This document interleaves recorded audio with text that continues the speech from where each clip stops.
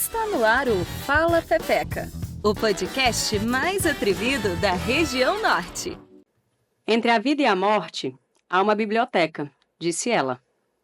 E dentro dessa biblioteca, as prateleiras não têm fim. Cada livro oferece uma oportunidade de experimentar outra vida que você poderia ter vivido. De ver como as coisas seriam se tivesse feito outras escolhas. Você teria feito algo diferente se houvesse a chance de desfazer tudo do que se arrepende? Trecho do livro A Biblioteca da Meia-Noite, de Matt Haig, creio que seja assim que pronuncia o nome dele. E é com essa frase que eu declaro que está aqui oficialmente começando o nosso Fala Pepeca, o podcast mais atrevido da região norte, que hoje vai se atrever a falar sobre Coragem é Morrer, que é o nosso tema de hoje. E precisamos falar de um assunto que é tão tabu quanto o sexo, que é o tema que vocês veem sempre a gente falar aqui.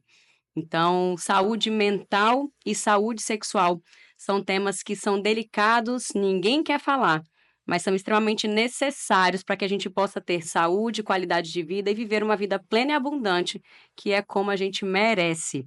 Então, hoje eu tenho duas convidadas muito especiais nesse Setembro Amarelo, que é o mês de prevenção ao suicídio. Sim, suicídio, vamos normalizar falar sobre isso. Então, eu quero dar aqui as boas-vindas para Elis Goretti, para Yasmin. Daqui a pouquinho eu apresento vocês, porque antes eu preciso falar o quê dos meus patrocinadores. O Fala Pepeca, ele só acontece porque a gente tem empresas que acreditam no nosso trabalho e que fazem ele acontecer para que chegue informação para você de forma gratuita, acessível, leve e que seja muito fluido de você aprender sobre esses temas tão maravilhosos e delicados, muitas vezes, que a gente traz para vocês. Então, primeiramente, eu quero agradecer ao Estúdio Solen, que é o responsável por fazer esse podcast acontecer, por toda a produção, para chegar na sua casa com essa qualidade, com todo esse carinho e aqui nos bastidores com todo o capricho que eles entregam esse podcast para a gente. Agradecer também aos nossos patrocinadores oficiais, Tábua do Reino, agradecer ao Mestre Cervejeiro e a Miúde Gastrobar, agradecer a Amaya Eyewear, inclusive estou aqui, ó, até colocar meu óculos para poder falar aqui com os meus patrocinadores. Agradecer a Best Laser, a empresa de depilação a laser que nos acompanha. Depilação a laser é liberdade. A Doutora Estrias também, a Farma Pele e também a nossa parceira de longa data. E no decorrer do nosso podcast eu vou falando mais sobre os nossos patrocinadores, que eu sempre gosto de falar, meninas, que muito podcast por aí hoje, que está na moda fazer podcast, né? Está em alta. As pessoas estão tendo a oportunidade de pagar para ir num podcast para poder falar do seu trabalho. E graças aos nossos patrocinadores, a gente convida quem a gente acredita realmente que vai contribuir. A gente não precisa de remuneração de quem vai estar aqui contribuindo para que a gente leve informação de qualidade. Então, a gente tem a liberdade de escolher quem realmente vai agregar com aquele tema para levar o podcast Fala Pepeca na essência dele, para agregar na tua vida, né, durante você estar assistindo aqui o nosso episódio. Então, olha só, vou apresentar vocês. Esse tema, ele me deixa até assim, ó. A gente fica nervoso, né? Acredito que é a mesma coisa que o pessoal sente quando alguém vai falar de sexo, que é minha expertise. Então, quando a gente vai falar de saúde mental, ainda é um tabu, né? Então, eu tenho aqui a Yasmin Leitão, que é psicóloga. Ela é gestalt terapeuta, que é uma das terapias, até que eu estava conversando com ela, mais impactantes e fortes, né? Quando eu fiz curso de treinamento comportamental, as gestalt terapias eram aquelas assim que falavam, meu Deus, né? Mexiam com tudo por dentro para poder fazer acontecer. E também Elis Goretti, minha amiga, treinadora comportamental também, psicoterapeuta, escritora, especialista em luto e consteladora sistêmica. Então, sejam bem-vindas ao Fala Pepeca. Obrigada. Vou dar a palavra aqui, ó, em ordem alfabética. Elis. Bom, é um prazer falar sobre esse assunto, porque, como você disse, saúde mental ainda é um tabu. E eu acredito que, à medida que se fala e o assunto se torna conhecido, é mais fácil arranjar alternativas, é mais fácil seguir adiante, é mais fácil ajudar as pessoas. E eu te digo, Carol, que eu sou de uma época em que, na verdade, quando eu precisei recorrer a um psiquiatra lá na minha adolescência e juventude, eu tinha que ir escondido, porque a ideia é que ia um psiquiatra e fazia terapia quem era maluco. Então, eu ia escondido, ninguém sabia que eu fazia acompanhamento com psiquiatra, que eu tomava medicamento para depressão, como também não sabia que eu fazia terapia. Então, é muito ruim ter que lidar com adoecimento mental e ainda ter que lidar com o preconceito, ter que se esconder. Mas hoje está menos, mas ainda precisa melhorar e muito. E à medida que a gente fala, eu acho que isso vai atingindo mais pessoas vão conhecendo sobre e passam a olhar para quem adoece de uma outra forma, com mais acolhimento, com mais entendimento, com mais compreensão, com mais amor, né? Com respeito, com empatia, né? Eu Com acredito que isso é respeito, com muito empatia. importante mesmo. Hoje a gente precisa naturalizar falar de saúde mental, falar dos nossos problemas. Quando a gente conversa, quando a gente tem esse tipo de oportunidade de conversar sobre isso, as pessoas que estão provavelmente se envergonhando, se julgando, que eu acho que o pior julgamento que se faz é aquele consigo, né? Elas podem olhar e dizer, nossa, isso não acontece só comigo. Tem pessoas que também passam por isso e tem pessoas que passam, superam e conseguem, né, sobreviver a todo esse turbilhão que é um adoecimento mental. Yasmin, me conte. Seja bem-vinda. Bom, prazer estar aqui, né, com vocês, principalmente para mim que sou da área da psicologia, que é uma área que cada vez mais as pessoas têm buscado conhecer, mas que ainda tem também muita resistência.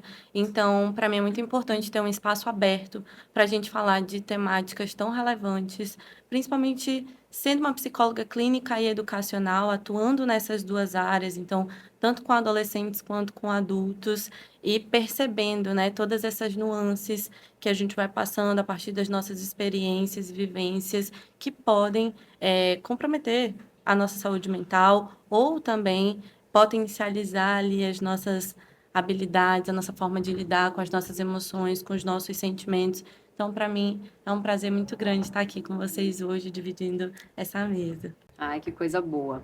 Olha só, eu já sei um pouquinho da história da Eli, já sei um pouquinho do trabalho da Yasmin, então eu fico até pensando, né, por onde é que a gente começa? Então, quando a gente vai falar de saúde mental, existe uma jornada, né, desse adoecimento, né? As pessoas falam assim, nossa, mas do nada aquela pessoa tirou a própria vida, do nada a pessoa se matou, do nada eu nem desconfiava. Isso é uma coisa que acontece muito quando a gente vê pessoas nas páginas de jornais e geralmente, né, o suicídio ele acomete pessoas muito jovens, né? A gente tem aqui umas estatísticas, né? A Organização Mundial de Saúde diz que mais pessoas morrem como resultado do suicídio do que HIV, né? Do que malária, do que câncer de mama ou com guerras e homicídios. O índice maior de pessoas que se suicidam é entre 15 e 29 anos e foi a quarta maior causa de morte no mundo, né? A segunda principal causa de morte no mundo. Então, é uma questão de saúde pública, é uma questão que precisa ser discutida, precisa ser falada, realmente para a gente poder trazer luz aí, né? E quando a gente fala, do nada a pessoa se suicidou, do nada a pessoa se matou, numa doença que hoje a gente sabe que é tão prevalente como a depressão, né? E todas as outras que vêm da depressão. Eu queria perguntar para vocês, para a gente começar esse bate-papo, como é que se dá essa jornada do adoecimento? Como é que a pessoa chega ao ponto de pensar em se suicidar e tirar a própria vida, né? Na verdade, Carol, não é do nada que acontece o adoecimento. A gente entende que ali, desde a gestação até os 7 anos, é um período muito, que eu diria, onde a criança está muito exposta, onde ela não tem um amadurecimento emocional e onde muitas vezes a leitura sobre determinadas coisas, porque o trauma não é o que acontece, é a leitura que a gente faz do que aconteceu. Então, nesse período, vamos olhar para a fase de gestação. Muitas vezes, aquela mãe, ela é humilhada, ela sofre maus tratos, aquele filho não era desejado. Então, essa criança já nasce com essa ferida emocional da rejeição. À medida que ela vai crescendo, acontecem coisas que ajudam a fortalecer, a aumentar essa ferida emocional. Dali, ela cresce e se torna adulto, o que é que acontece? Ela vai entrar numa relação também complicada. E aí a coisa vai aumentando. E chega a um ponto porque a pessoa que tenta o suicídio, na verdade, ela não quer acabar com a própria vida. Ela quer acabar com a dor. E chega em um momento que essa pessoa passou por tanta coisa, é como se fosse a última gota que transborda. E essa pessoa diz: é impossível continuar, eu não vejo luz no fim do túnel. Então, essa pessoa, naquele momento, porque muitas vezes a pessoa diz, mas não pensou nos filhos, mas não pensou na mãe, não pensou no pai. Ela não pensa em ninguém. Não é porque ela seja egoísta, é porque ela só quer acabar com a dor. E se para acabar com a dor ela precisa acabar com a vida, ela vai acabar com a vida. Então, diariamente são 38 pessoas que se suicidam no Brasil e existem 20 tentativas que não foram eficazes. Então, você imagina o quanto de dor essas pessoas carregam. Então, o que poderia ser feito? Olhar para as nossas crianças ali de 0 a 7 anos com mais amor, com mais respeito, com mais entendimento, menos julgamento, com menos você não pode, com mais espaço para essa criança ser o que ela veio para ser. Mas a gente vai abafando essa criança.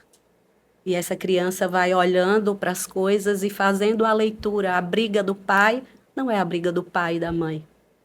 É porque algo de errado tem com ela, ela causou algo, ela se sente culpada. É uma coisa muito complexa, muito complexa. Então, não é do nada, é de uma vida. É uma jornada de adoecimento, realmente. Uma jornada. Exato, muito por isso que forte. quando a gente vai falar, né, sobre suicídio, sobre prevenção ao suicídio, a gente sempre tenta frisar que as causas elas são multifatoriais. Muitas vezes, quando a gente recebe uma notícia, né, de alguém conhecido, um familiar, um colega de trabalho, alguma pessoa próxima que cometeu suicídio, né, que chegou ali a conseguir, enfim, tirar a própria vida, o que que acontece? Muitas vezes as pessoas atribuem aquele problema ou aquela questão que elas veem. Então, vamos supor, a pessoa passou recentemente por um término de relacionamento, um rompimento, ou uma perda de emprego, ou uma mudança de cidade. E aí as pessoas tendem a atribuir aquela única causa, né, a causa ali que levou aquela pessoa ao suicídio. Na verdade, o que que a gente precisa entender é que são causas multifatoriais, os fatores de risco também contribuem nesse processo. Então, muitas vezes as pessoas também atribuem a um adoecimento específico, como no caso da depressão. Então, a pessoa, não, é porque tinha depressão. Mas a gente precisa entender que a depressão também é um processo de adoecimento mental multifatorial, né? E não são todas as pessoas com depressão que vão pensar ou ter a ideação suicida. Então, a gente precisa pensar em tudo isso, que não tem como a gente atribuir a uma única causa, também não tem como a gente responsabilizar pessoas. Então, rompeu o relacionamento, e a pessoa chegou ali a cometer o suicídio. Não, a gente não pode atribuir essa causa a alguém ou a alguma situação que envolva outras pessoas, porque existe todo um processo de culpa, de dor também para as pessoas que ficam aqui, né? Para as pessoas que vão ter que lidar com esse luto. Então, a gente precisa entender, são causas multifatoriais, não tem como a gente atribuir ali a um único aspecto, e isso tudo vai partir das nossas experiências de vida, né, da nossa jornada de vida, de tudo que a gente passou, das relações que a gente tem, de como a gente lida com essa parte emocional, com os nossos sentimentos. Então, tudo isso pode contribuir para esse processo de dor extrema. Então, muitas vezes a pessoa, né, que vai chegar ali até a ideação suicida ou a tentativas de suicídio, essa pessoa ela já vai ter muito provavelmente procurado várias alternativas para todas essas causas, mas aí ela começa a se sentir impotente diante daquela situação e aí acaba, né, encontrando no suicídio uma saída, uma fuga, um escape para aquela dor. Então, sim, é preciso que a gente entenda que são causas multifatoriais e que não tem como a gente atribuir ali a um único aspecto. Eu acho muito grave, eu acredito que seja muito grave, para mim, o maior problema hoje da nossa sociedade é o julgamento. Sim. A gente faz muito julgamento com quem sofreu violência doméstica, com quem trabalha com X, qualquer pessoa que foge à regra do que a própria percepção pessoal de alguém diga, ah, isso aqui era o certo, ela tá fazendo diferente de mim, a gente julga muito, né? E eu já conheci pessoas que tentaram se suicidar, não tiveram êxito, graças a Deus, nessa tentativa de suicídio, e adoeceram de forma muito pior após isso, pela quantidade de julgamento que as pessoas fazem. Porque as pessoas estão sempre procurando, mas por quê? Porque você não tem motivo, porque você é uma pessoa ingrata, porque você é uma pessoa egoísta, porque você não pensa. Então, eu acredito que a gente tem que olhar com empatia para as pessoas realmente, né? Seja uma doença mental, seja uma tentativa realmente de suicídio, olhar para essas pessoas com menos julgamento, com mais compreensão. E eu acredito que esse podcast hoje vai ser importante para isso, porque quando a gente entende sobre algo, a gente tem mais dificuldade em julgar, porque a gente começa a compreender, né, o olhar e o funcionamento daquilo. E eu me lembro que eu fiz terapia há muitos anos com o Wagner. O Wagner, ele tinha, né, foi ele que eu comecei a ouvir falar sobre Setembro Amarelo, é a campanha e tal. Ele fazia muito isso quando ele morava aqui em Boa Vista, especialmente, né? E ele trazia muita coisa para mim. Eu mesma tinha preconceito, né? Eu não conhecia, eu não sabia, e falava, nossa, mas a pessoa, poxa, tirou a vida. Tinha aqueles preconceitos, aqueles pensamentos automáticos que eu tinha na hora que eu escutava aquilo. Então, o Wagner foi trazendo muita consciência para mim, pelo trabalho que ele fazia, pelas coisas que ele me contava, né? Olha, Carol, não é assim, a gente precisa acolher, a gente precisa falar sobre isso, né? Pense sobre isso. E ele falava muito sobre a questão de suicídio ser, além de jovens, muito com homens, né? A prevalência maior é no público masculino e o público feminino ainda é menor, né? A prevalência, mas ainda é bem importante. E aí eu sei que é um fala pepeca, mas as pepecas lidam muito com os perus, vamos dizer assim, né? E aí eu queria a visão de vocês, nem estava no script isso, né? Por que essa diferença de acomete tantos homens e acomete menos mulheres? Qual que é, assim, na visão de vocês, o porquê que existe essa disparidade de dados e de tentativas de suicídio? Bom, o que a gente precisa entender? Existem fatores ali que contribuem para esse dado, né? A gente precisa entender que as mulheres, elas buscam mais ajuda psicológica, né, psicoterapêutica, para lidar com as suas emoções e seus sentimentos. Os homens ainda têm uma resistência muito grande a buscar ajuda, né, porque parte de todo aquele princípio, né, que é base da nossa sociedade, daquele homem que ele tem que dar conta de tudo, ele tem que dar conta dos próprios problemas, que chorar é frescura, que sentimentos são coisas ali que não precisa lidar. Então, infelizmente, nós ainda temos isso muito impregnado na visão dos homens dentro da nossa sociedade. Já as mulheres, não. Parte do princípio de que as mulheres, elas são mais sensíveis, elas precisam desse suporte, elas não vão conseguir ali, dar conta de tudo. Então, sim, elas deveriam buscar mais ajuda. E elas são incentivadas a buscar mais ajuda por conta dessas demandas. Mas a gente precisa entender que tanto homens quanto mulheres sofrem muito. São sofrimentos diferentes, mas são sofrimentos e ambos precisam buscar ajuda. Ambos são seres sensíveis que têm acesso ali a dores, a sofrimentos, a angústias, a partir das suas experiências de vida. Então, acaba que isso faz com que os homens busquem menos ajuda e aí eles estejam mais sujeitos a adoecimentos graves. Além disso, existe outro aspecto que também contribui para que os casos de suicídio tenham uma incidência maior no público masculino. Por quê? Porque os homens, eles geralmente buscam por meios mais letais, né, para cometer o suicídio. Então, são tentativas mais agressivas e mais letais. Então, eles acabam não tendo muitas tentativas. São poucas tentativas, porque eles chegam a consumar mesmo o suicídio muito mais rápido do que as mulheres. As mulheres não.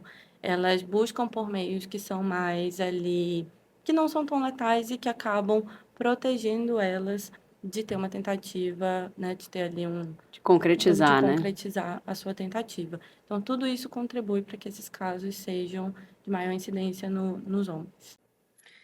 O homem, na verdade, a sociedade cobra que seja o provedor, que seja o forte, que seja homem não chora, homem não sofre, homem não se abre com seus amigos sobre as suas dores. E nós, mulheres, temos uma tendência a nos abrir com as amigas. Isso tudo não é terapia, mas é terapêutico. Alivia, você coloca para fora. E é o que ela disse, a mulher procura mais ajuda do que o homem. O homem tem vergonha, mais vergonha de procurar ajuda. Dizer que precisa de ajuda para o homem representa o quê, muitas vezes? Que ele não dá conta. E isso é muito ruim, porque ele é cobrado para que ele dê conta, para que ele seja forte, para que ele conduza a família, para que ele não chore, não sofra e ele siga adiante. E a mulher não, a gente chora, chorar a gente desabafa, falar com as amigas a gente desabafa. E também a gente procura mais. Tanto a terapia quanto o psiquiatra, as mulheres procuram mais.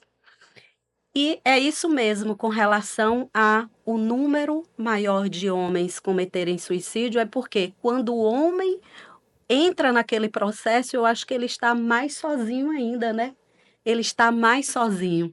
Então é como se assim, porque aquele suicídio que é por impulso, vamos supor, você percebe que alguém não está bem, aquela pessoa tem algo ali que você percebe que ela pode cometer um suicídio e você chega perto. Aquela pessoa que vai cometer o suicídio por impulso, a depender do que você diga, aquela ideia é apagada, ele não vai cometer. Mas existem as pessoas que programam, né, que planejam o suicídio. Então, aquelas que planejam, essas são mais difíceis, porque elas vão dar um jeito de, um momento ou no outro, garantir que aconteça. E as mulheres, elas tentam muito por medicação. E a medicação, às vezes, não é o suficiente ali. Então, ela não tem êxito. Mas os Ou homens... é socorrida a tempo, né? Antes de socorrida a que tempo, aconteça. exato. E os homens, geralmente, é o quê? Mais letais, como você disse, né? Exato. Então, geralmente, não tem para onde correr. Eu toquei nesse assunto com vocês porque vale a pena a gente falar que o machismo, ele mata, não só as mulheres, né? O machismo não mata só as mulheres que, né, hoje o nosso país, né, é um dos países que mais mata mulheres, que mais tem violência doméstica, né? Mas o machismo mata os homens com isso, né? Com essa cultura de que homem não chora, homem não tem sentimento, homem não pode demonstrar as emoções, porque homem que é homem aguenta tudo calado, forte, sozinho, segue em frente, vai lá, enfrenta e faz e acontece. E isso está matando os homens, né? Exato. Isso adoece relacionamentos, adoece famílias, né? Adoece todo o contexto e adoece os homens. Então, quando a gente fala de saúde mental, a gente fala de sexualidade, a gente fala de você se conhecer, de você se permitir, de você reprogramar o que você foi educado na sociedade. É muito importante a gente falar sobre o machismo, porque o machismo está matando os homens e o suicídio é a prova disso, né? Que essa cultura aí de que a gente não pode falar, demonstrar, isso aí tem que estar realmente... tem que sair do nosso radar o quanto antes. Vocês falaram aqui sobre a letalidade com que os homens escolhem. Eli estava falando aqui agora sobre premeditar o suicídio ou fazer por impulso, né? Eu queria que vocês falassem um pouquinho sobre os tipos de suicídio, né? Essa questão do suicídio premeditado, do suicídio por impulso. Como é que funciona isso na prática? Como a gente já falou aqui, muitas vezes aquela gota d'água que faltava para transbordar, aquele término de relacionamento, e a pessoa vai lá por impulso, terminou o relacionamento, e a pessoa vai lá por impulso e pá, não planeja, vai lá e comete o suicídio. O suicídio premeditado é aquela pessoa que adoeceu, que não enxerga mais sentido em continuar ali, e aí ela quer acabar com aquela dor. Muitas vezes essa pessoa é vigiada, acompanhada de todas as formas, como tem pacientes que são acompanhados, vigiados para não tentar novamente, recebe o medicamento na mão, recebe tudo, mas ela premeditou, para ela está tudo certinho do que ela vai fazer. Inclusive as cartas, inclusive as medidas, como é que deve seguir, o que é que deve fazer depois que acontecer. E ela espera a oportunidade. Então, essa pessoa que premeditou, que se organizou, é mais difícil tirar ela da ideação suicida. Aquela pessoa que tem o ímpeto, que vai por impulso, se você chega, acolhe uma palavra amiga, uma ajuda de um profissional, é mais fácil ela desistir daquilo ali. Mas a pessoa que premedita, aquilo é o foco. Então, muitas vezes, ela é vigiada 24 horas por dia. E num descuido de 1 minuto, ela comete. Por isso que no trabalho, né, com um psicólogo, na psicoterapia, a gente sempre costuma falar que não tem, em alguns casos, como a gente evitar a morte. Esse nosso processo, às vezes, até mesmo como profissional, de se colocar nesse lugar, de tentar fazer com que a pessoa evite a morte ela é algo muito inevitável. Uma hora vai acontecer. Mas o que a gente precisa fazer nesses casos em que as pessoas elas enfrentam esses processos de ideação suicida, né, ou pensam em suicídio como uma fuga ali para as suas dores, para os seus sofrimentos e para as suas angústias. A gente precisa trazer para essa pessoa, muito mais do que prevenir a morte, é trazer para essa pessoa a possibilidade dela viver uma vida que seja vivível. Por quê? Porque ela acredita que a vida dela não é mais uma vida que possa ser vivida, porque não tem como ela viver mais de uma maneira ali saudável, tranquila. Então, ela fala assim, não, essa minha vida não dá, eu não aguento mais. Então, o nosso papel como psicólogo, como terapeuta, é trazer para essa pessoa possibilidades de que ela olhe para essa vida e que ela veja alternativas. Que ela veja, não, dá para eu viver dentro dessa vida que eu tenho. Então, o principal papel que a gente tem, muito mais do que prevenir a morte, é abrir espaço para soluções, para que elas falem sobre aquela dor. Muitas vezes essas pessoas elas não têm uma rede de apoio, outras vezes elas vão ter uma rede de apoio, mas elas não têm confiança e segurança para se abrir com as pessoas que estão ao redor dela, com família, com amigos. Às vezes a própria família ou os próprios vínculos ali afetivos vão ser vínculos que vão trazer para ela gatilhos, vão ser vínculos tóxicos, vão ser vínculos adoecedores. Então, o papel do terapeuta ali, dentro desse processo, é trazer, de fato, possibilidades para essa pessoa. É esperança, né? Exato. Porque a pessoa que entra nesse processo, ela passa a sentir viver dói. Viver dói. Então, acordar a cada dia é difícil. Levantar, fazer as mínimas coisas é difícil. Então, assim, ajudar essa pessoa a encontrar sentido de que a vida pode ser diferente daquilo ali, que pode ser bom viver. Como você disse, pode ter uma vida mais leve. Então, é um processo de ajudar essa pessoa a enxergar possibilidades que muitas vezes ali na solidão, na dor, ela não enxerga mais. Então, é ajudar essa pessoa a olhar. Não é possível ainda. E muitas vezes, Carol, essa pessoa que entra nesse processo também, eu costumo dizer que ela se afastou dela. Foi perdendo a sua essência ali ao longo da sua jornada.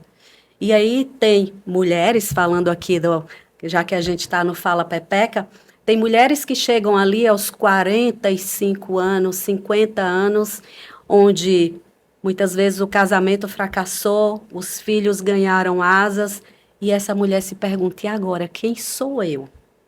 E essa pessoa não se dá conta, não sabe mais quem é ela. Então, é ajudar essa pessoa no caminho de se reencontrar com ela mesma, com a sua essência, de reencontrar o que faz sentido. Porque não faz sentido muitas vezes porque ela assumiu uma pessoa que não era ela. Ela era a mãe, a esposa, a profissional, mas não existia a pessoa, a mulher. O índice disso, de adoecimento por esse fator, é altíssimo. É altíssimo. Aí junta nessa idade com os processos do envelhecimento, baixa de hormônio, a saúde já não fica a mesma coisa, né? E aí é uma bomba, acredito, né? É E uma existe bomba. muito isso. A gente tem a sociedade faz muito isso com as mulheres, especialmente, né? Já que eu falo a pepeca, como ele disse, da gente ir aceitando o que é imposto pra gente, ao invés de pensar qual que é, o que que faz sentido pra mim, qual é a escolha que eu quero, né, pra minha vida. A gente vai aceitando que, toda mulher casa, toda mulher tem filho, toda mulher abdica se não abdica da sua profissão, abdica de uma grande parte da sua profissão para canalizar essa energia para cuidar dos outros. E quando a mulher vê, muitas vezes ela tá vivendo em função dos outros, né? Uhum. Ela não tem mais, ela não sabe mais. Isso já aconteceu comigo em algum momento, de eu olhar e dizer assim, mas do que eu gosto de fazer? Eu, Carol, o que eu hoje, se eu não tivesse nada nem ninguém no mundo, se dinheiro não fosse o problema, o que eu gosto de fazer? E não saber o que me faz bem, o que não me faz bem, porque eu estava simplesmente vivendo para esposo, trabalho, filhos, e eu acredito que se eu tivesse continuado nessa jornada, em algum momento eu ia estar muito perdida, né? E provavelmente ia entrar num processo de adoecimento mental e sabe Deus o que ia acontecer, né? Como acontece com muitas mulheres. Fases de transição são sempre fases onde a gente se questiona muito, questiona a nossa identidade, há mudanças ali nos nossos papéis. Então, fases como a transição da infância para a adolescência, da adolescência para a fase adulta, quando a gente já está ali entrando nos processos de adoecimento e muitas mudanças na nossa vida, isso acaba fazendo com que a gente se questione bastante, com que a gente questione o nosso papel, com que a gente questione as coisas que ainda fazem sentido ou não para a gente. Então, essas fases são sempre fases que a gente pensa muito. Tem um grupo que é muito negligenciado, às vezes, quando a gente está falando de saúde mental, que são os idosos. Então, que também estão numa outra fase de transição, saindo, né, da fase de um adulto maduro já para um idoso, e também passam por esse momento de mudança dos papéis, do sentido da vida. Muitas vezes eles perdem a autonomia. Um dos nossos papéis como psicólogo é também trazer para a pessoa essa visão que ela tem sobre a autonomia dela. Então, trazer para a pessoa de volta a possibilidade dela ser autônoma. Muitas vezes, a pessoa está passando por esses processos de angústia justamente porque ela perdeu ali a autonomia da vida dela, porque ela se perdeu ao longo desses processos de transição. Então, são grupos, né, que estão nessas fases, transicionando de uma fase para outra, que precisam de atenção. Talvez choque menos as pessoas o suicídio dos idosos, né? Porque as pessoas têm a tendência a pensar, não, mas já viveu, Já né? viveu. Já cumpriu seu papel, já procriou, já, né? Já pagou o INSS, já fez, né? E aí os jovens a gente realmente fica muito, nossa, tão nova, quanta vida pela frente. Mas pelos idosos, às vezes, as pessoas não ficam tão chocadas, né? Às vezes nem sabe, né? Faleceu. O idoso faleceu de que, não, estava doente, infartou. Às vezes as pessoas devem dar até desculpas, né? Não, aconteceu alguma coisa para não dizer. Tem muita gente que tem vergonha de ter algum familiar, né? Que cometeu suicídio. Então, quando as pessoas podem esconder esse fato, muitas vezes elas escondem. Essa questão da transição, porque, na verdade, quando você sai da infância para ir para a adolescência, você vive um luto. É a morte da criança e a entrada na adolescência.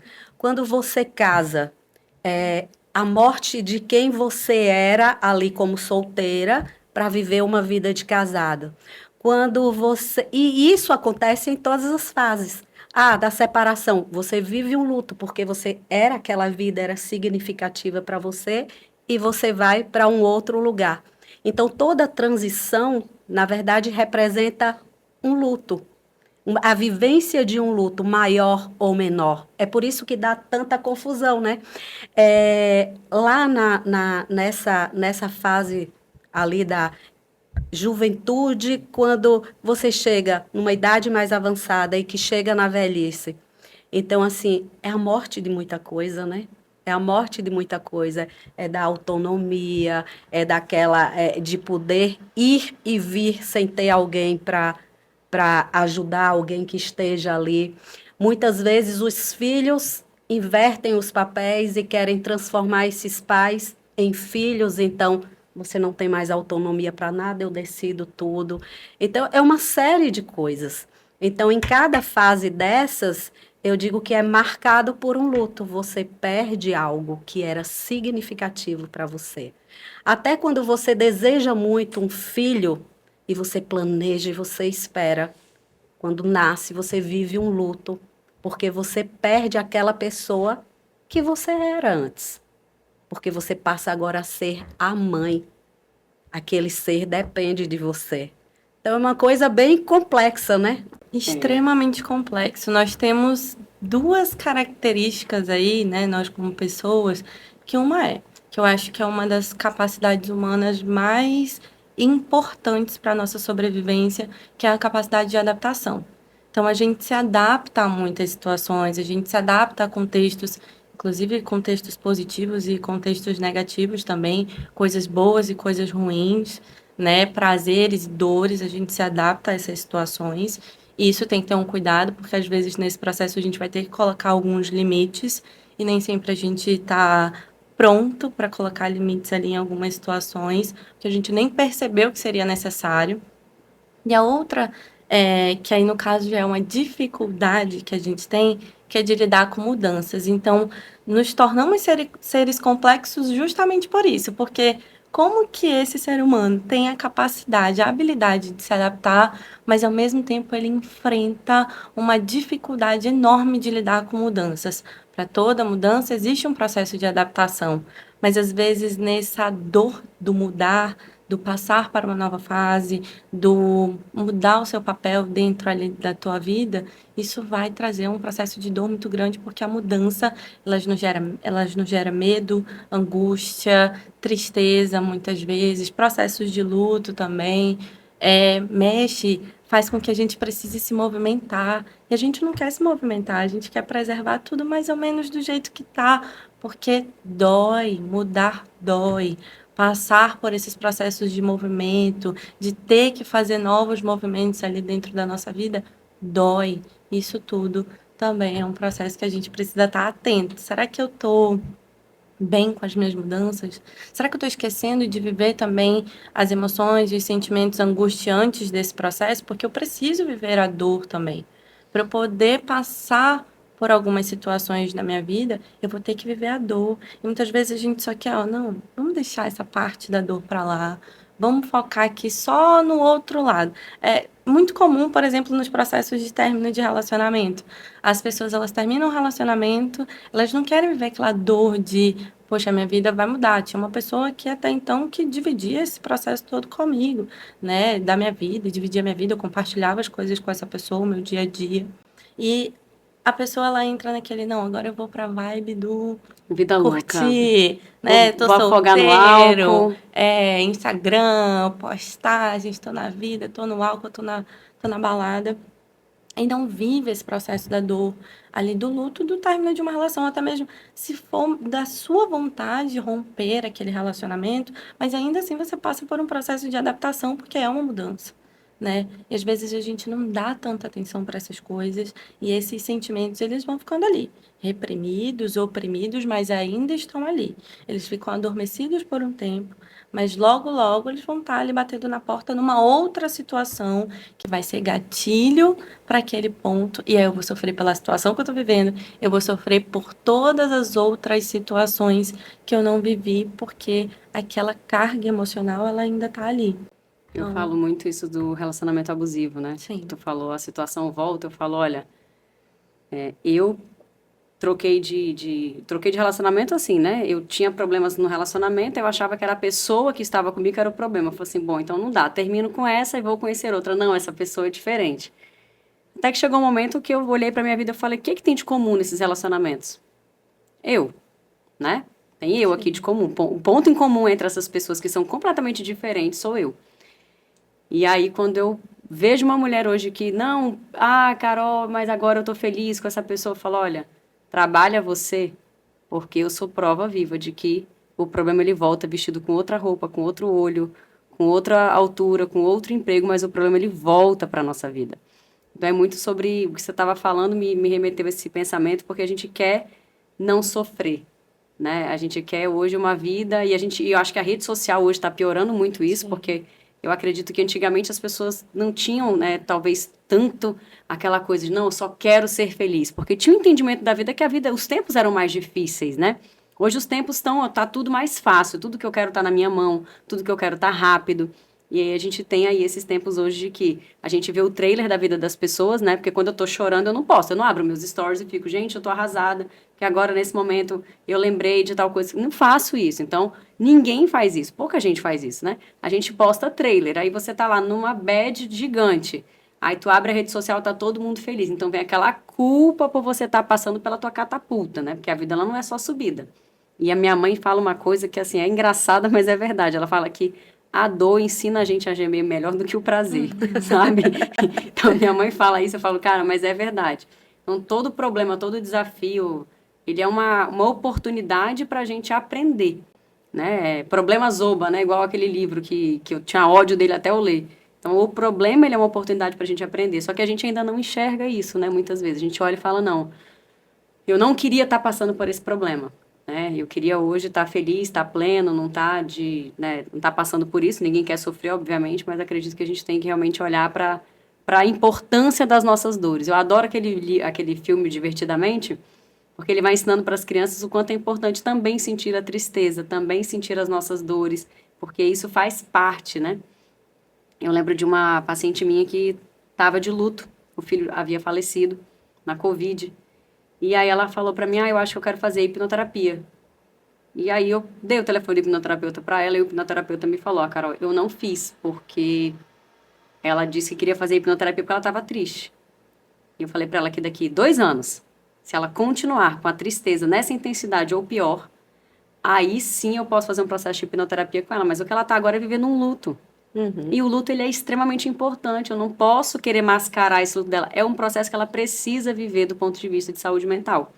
E aí, quando eu pensei no podcast pra gente falar sobre suicídio, eu pensei muito na Elis Goretti, porque Elis tem esse trabalho com o luto. Eu lembro que quando eu conversei com ela, ela falou, Carol, eu trabalho com o luto. E quando a gente fala de luto, a gente pensa de morte. E ela me explicou, não, luto do relacionamento, isso tudo que você estava falando agora, né? Luto do relacionamento. Luto por uma fase de vida que morreu e outra que está chegando. E aí, quando eu conversei com ela e fiz o convite, ela me relatou uma outra coisa, que era a coisa que eu queria entrar agora com ela, né? Que a gente vai ler o livro dela pra gente poder descobrir, porque ela é escritora e eu vou ler o livro dela muito em breve.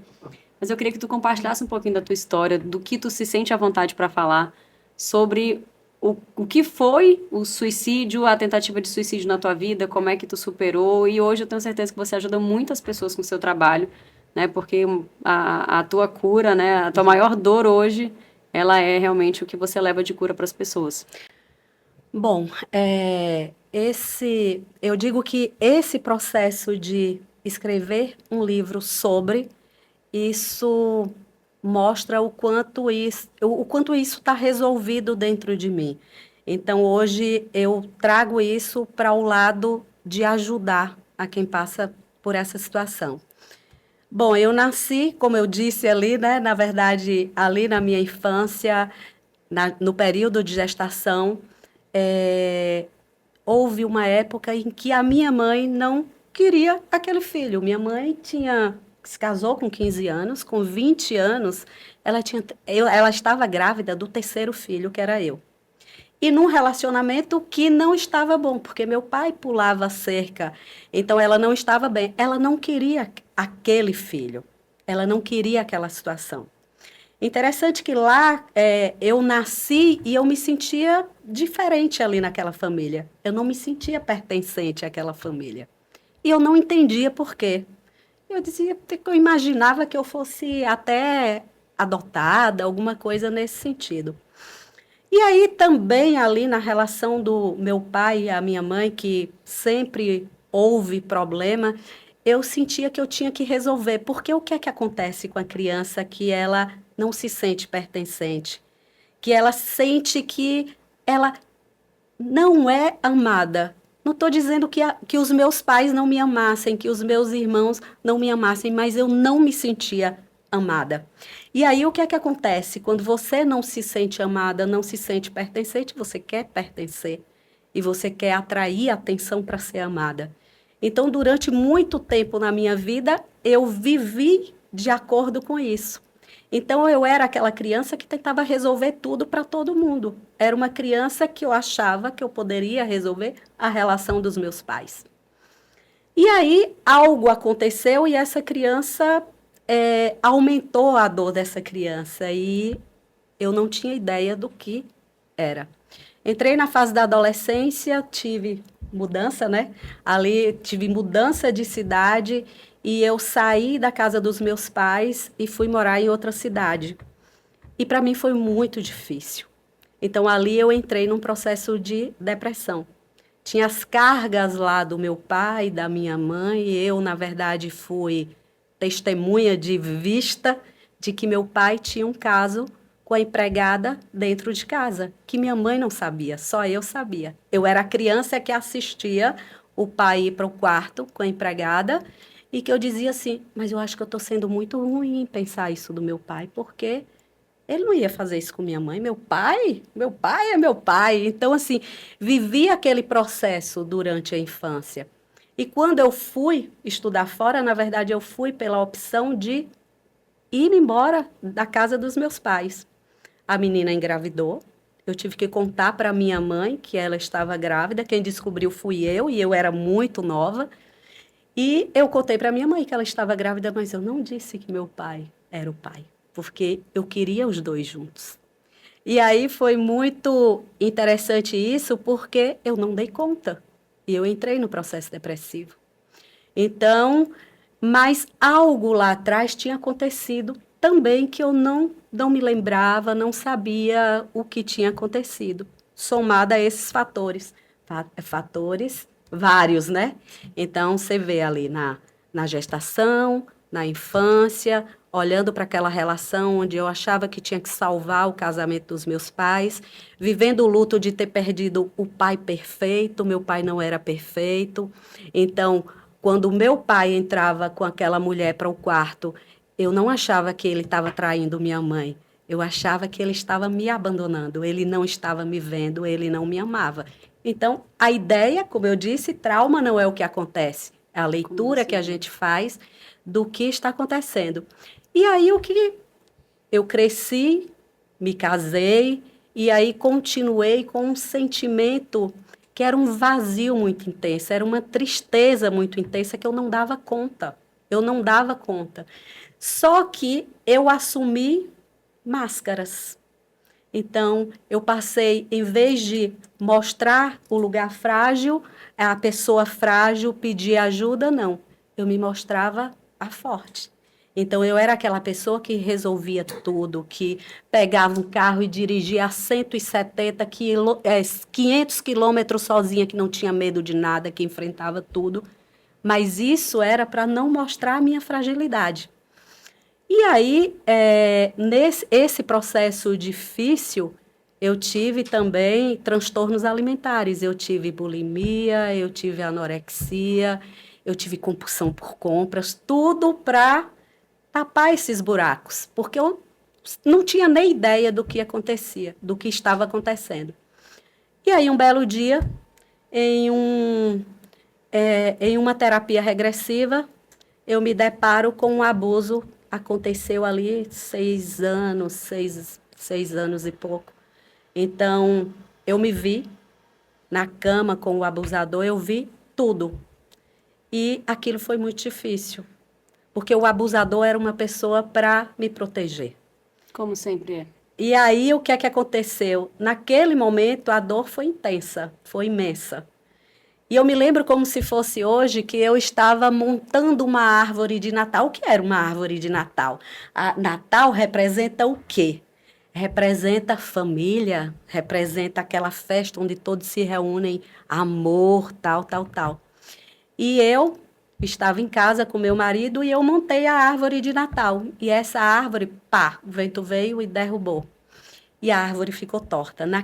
Aquilo ali foi a gota d'água que faltava para eu perceber. Não existe nada, nada de verdadeiro. Está tudo quebrado aqui dentro de mim, como essa árvore, não existe nada. Então, foi um processo bem difícil. Ali eu tive uma depressão muito profunda, eu já tinha minha filha, e é isso que eu digo, naquele momento eu só queria viver, doía muito. E eu só queria, na verdade, me livrar da dor.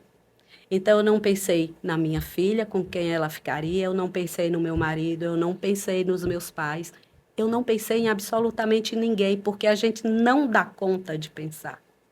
Porque viver passa a ser uma dor intensa e você não enxerga nenhuma possibilidade. E você se sente fraco porque não dá conta de lidar com aquilo ali tudo. Mas naquele momento é como se, assim, a minha vida, isso tudo que eu vivi, tinha a ver com um abuso que aconteceu e que apagou da minha memória total. Eu não me lembrava e eu me lembrei nessa sessão. E aí foi um filme. E naquele momento eu realmente tomei uma medicação, tomei um monte de medicamento. E quando meu irmão e meu marido me encontraram, eu estava desacordada. E eles me levaram para o hospital e lá, graças a Deus, eu fui salva. Então, assim, entrei no processo depois de terapia, de autoconhecimento, tá? Um processo longo. E que depois eu disse, agora, isso que eu vivi, tem muita gente vivendo. Interessante que quando eu comecei a atender como psicoterapeuta, eu dizia assim, mas se vier alguém que foi abusada, para mim vai ser difícil. Não. Eu vou dizer que muita gente que me procura sofreu o mesmo que eu sofri. Então, para mim, na verdade, se tornou a minha missão de vida, ajudar as pessoas a olharem para suas dores, a se reencontrarem apesar das suas dores, a entender que é possível, sim, que existe vida independente de tudo que você viveu, independente do seu passado, ele não inviabiliza o teu presente e o teu futuro. Não. Então, foi um processo longo de fazer as pazes, de olhar para os meus pais e dizer eles foram o que eles deram conta de ser, de olhar para eles com amor e de dizer assim, eu sigo. De olhar para aquele abusador e dizer assim, eu vou continuar viva, eu vou fazer o melhor que eu puder da minha vida. Então, foi um processo longo, um processo sofrido, e é por isso que eu falo com conhecimento de causa sobre o suicídio. Então, a pessoa que está ali naquele momento não é fraqueza, não é falta de Deus, não é falta de Deus, não é nada disso. Na verdade, é aquela coisa do eu preciso me livrar dessa dor, porque essa dor eu não dou conta mais. Então, na verdade, olhar para essa dor, entender que o que você viveu não era castigo, não era porque você merecia, não. Foi o que as pessoas que estavam com você, os meus pais deram conta de fazer, foi o que aconteceu. E hoje eu digo assim, eu fiz tanto as pazes com o meu passado que eu digo assim, obrigada ao meu passado, porque ele me transformou, me ajudou a ser quem eu sou hoje. Então, assim, para mim está tudo ok. Então, eu caminho nesse sentido. E é isso. Que forte, Elis. Obrigada por ter compartilhado não só a sua história, mas a sua forma de ver, né? Eu acredito muito nessa construção que você trouxe aqui pra gente, que é o que pauta a minha vida depois de tantas coisas que eu passei, que eu ainda irei passar, porque, né, até o fim da vida eu quero passar ainda por muitas situações, porque eu quero estar aqui para isso. Que é, não tenho como mudar as situações que me aconteceram. O que eu posso fazer por mim é mudar como eu vejo essas situações, é mudar o meu olhar para isso. Isso é ressignificar, né? Exatamente. Não é você, nossa, ninguém quer, ninguém consegue dizer, olha, eu queria realmente ter sido abusada, eu queria ter sido agredida, eu queria ter passado, eu queria que meu filho ou meu pai tivesse morrido. A gente não quer isso. Mas a forma como a gente olha faz toda a diferença. Né? Se eu vou olhar me vitimizando e culpando, ou se eu posso olhar para aquela situação como o que eu posso aprender, como eu posso melhorar, como eu posso fazer para não passar por aquilo de novo, que eu acho que no meu caso é o que me pauta muito, né? Que estratégias, o que eu não vi, o que eu posso fazer hoje, como é que eu posso me cuidar para que eu não passe de novo por aquelas situações e repita ciclos, repita traumas e continue patinando na lama, né? Que eu acredito que quando a gente decide buscar ajuda, evoluir, a gente quer realmente parar de sofrer por aqueles problemas que a gente já vem sofrendo há muito tempo e que a gente não vê saída. Então, foi Foi muito forte isso que você falou, porque a gente fala muito sobre ressignificar, mas quando a gente vê um testemunho, porque isso não é diferente de um testemunho, né? A pessoa contar, compartilhar como ela consegue ressignificar isso é muito poderoso, porque eu tenho certeza que tem muita gente aí que ainda está naquele ciclo de por que isso aconteceu comigo, eu não queria que isso tivesse acontecido, eu não merecia, isso não ajuda a gente em nada.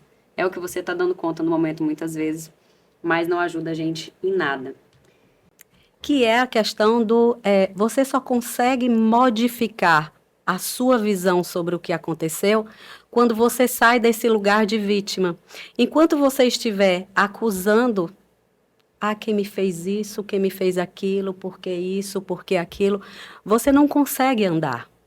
Quando você diz, espera aí, deixa eu olhar para isso aqui, deixa eu olhar para o que é que está acontecendo. Isso, naquele momento em que eu soube que eu sofri um abuso na infância e que eu tinha apagado da mente de tão traumatizante que foi, eu disse assim, e que eu olhei, então foi tudo que eu vivi foi mentira. Naquele momento eu tinha duas opções, né? Ou olhar para aquelas pessoas depois que eu voltei, depois que eu fui salva, ou olhar para aquelas pessoas e continuar acusando os meus pais por não terem me protegido, acusando por não me sentir pertencente, acusando por uma série de coisas. Ou dizer, não, peraí, deixa eu olhar para isso tudo, deixa eu entender isso tudo que aconteceu. Então, eu acho que quando você sai do papel de vítima, é o primeiro passo para você começar a olhar para as coisas de outra forma. A você olhar para as pessoas e entender que cada um carrega ali a sua história, que tem as suas limitações, que tem os seus processos. Então, e é isso, e é seguir, porque eu não precisava, eu não tinha que ficar vivendo aquela dor, ruminando aquilo que me aconteceu. Porque senão você estaria até hoje naquele ciclo do abuso, sendo vítima a vida inteira daquela pessoa. Exatamente. Daquela situação, de todo aquele contexto, né? Uhum. É você tomar veneno todos os dias, né? Porque a gente é que sofre, a gente que carrega isso. E eu acredito que a energia de ser vítima, a energia de você se tornar, né, de ressignificar, ela é a mesma. Só que a gente não tem ferramentas para fazer isso. É por isso que o trabalho de vocês é tão importante. Porque vocês conseguem dar ferramentas para pessoas que não conseguem ver alternativas para poder ressignificar os seus traumas, as suas dores e entenderem que elas podem mudar o olhar para poder seguir em frente. E quem tenta e sobrevive, Elis? Como é que fica? Como é que fica, Yasmin? Quem tenta e sobrevive. Na verdade, essa experiência ali, depois que eu sobrevivi, né? Que eu me vi ali naquela situação, eu senti o amor da minha rede de apoio, né? O amor dos meus pais, do meu marido, da minha filha. Então, eu senti isso. Então, eu senti, não, eu não estava sozinha. Eu acho que faltou pedir ajuda, faltou dizer, epa, levantar a mão e dizer, eu não estou aguentando, olha aqui para mim, me ajuda, me dá a mão. Então, eu acho que muitas vezes a gente não se dá conta do quanto quem está por perto pode nos ajudar. Então, o que é que eu digo para vocês que estão em casa e que pode estar passando por essa situação? Chegue para aquela pessoa que você tem confiança e diga, ó, eu não estou aguentando, me ajuda aqui, me dá uma luz. É isso, eu acho que faltou isso. Mas depois do que aconteceu, eu senti que não, eu tive o apoio, eu tive toda a família voltada com aquele olhar de amor, de proteção, não houve julgamento. Houve interrogação. Por quê? Por que que aconteceu isso? Então, e ficaram sem entender por quê. Qual foi a gota que transbordou? O que foi que aconteceu? Então, é todo um processo, né? E se tu não tivesse essa consciência do que te levou nessa jornada e falasse, eu me estressei com a árvore de Natal que ficou torta, iam dizer o que de ti? Que eu estava louca. tá louca, né? Exato. Nossa, Eles- como é fraca. Por causa disso, isso não é motivo, né? Porque a gente acha que a gente define o motivo relevante ou não para que as pessoas sofram, chorem, tentem tirar a própria vida, queiram acabar com a sua dor, porque a gente não sabe nada da vida dos outros. A gente acha que sabe e sai destilando coisas que vão piorar a vida das pessoas. Exato. Né? Isso é uma reflexão para a gente fazer, para a gente falar menos, né? Quando a gente não tiver o que falar, a gente ficar bem caladinho, né? Exato. Bem Elis, calado. eu até te peço licença, né, para citar a tua história, né, o quanto que muito do que a gente está conversando aqui, você passou por muitos desses processos. O ressignificar é uma das nossas estratégias de readaptação, né, uma das estratégias, inclusive, que a gente leva para os nossos atendimentos, para as pessoas com quem a gente vai lidar, vai atender, de trazer adaptações saudáveis, como, por exemplo, ressignificar a história.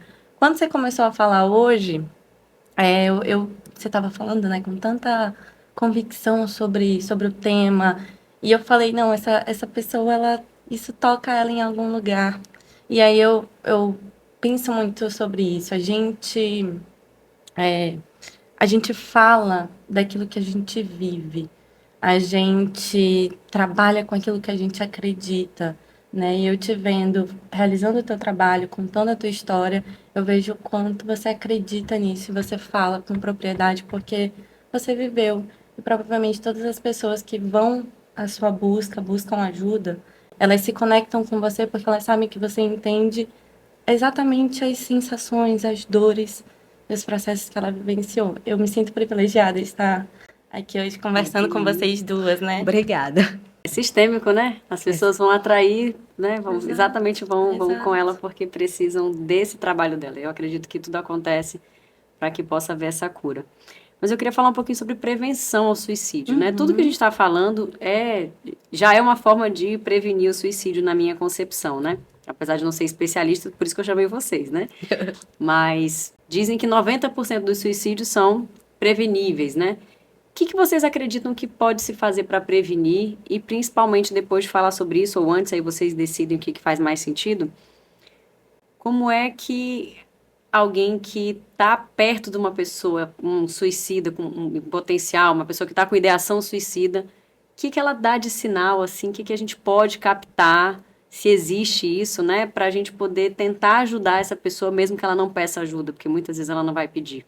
Nessa afirmação dos 90%, eu acho que existem dois pontos. De fato, muitos casos eles podem ser prevenidos, principalmente ali se essa pessoa conta com uma rede de apoio, se essa pessoa conta com apoio profissional.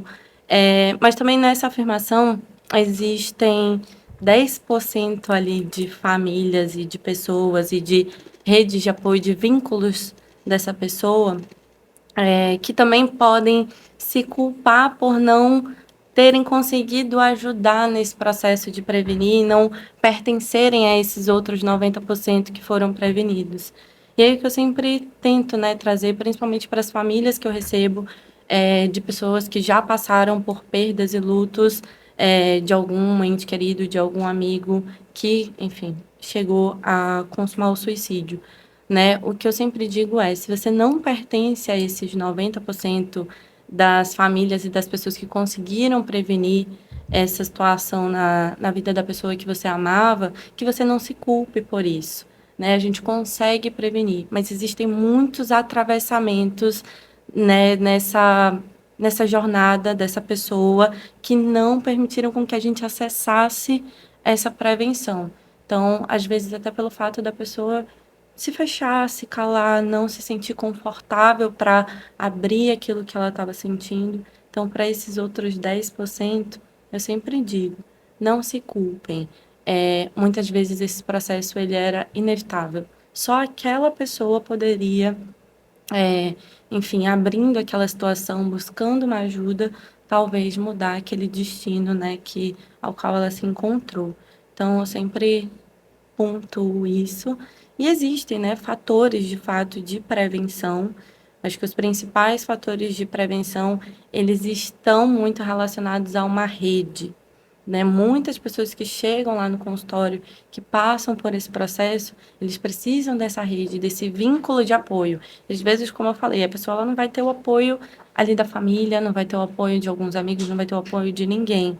E às vezes ela encontra nessa relação terapêutica uma experimentação de uma relação saudável, de enxergar que através daquela relação terapêutica existe possibilidade de ter relações saudáveis e que ela pode aplicar isso no dia a dia dela, nas novas relações que ela vai ter a partir dali.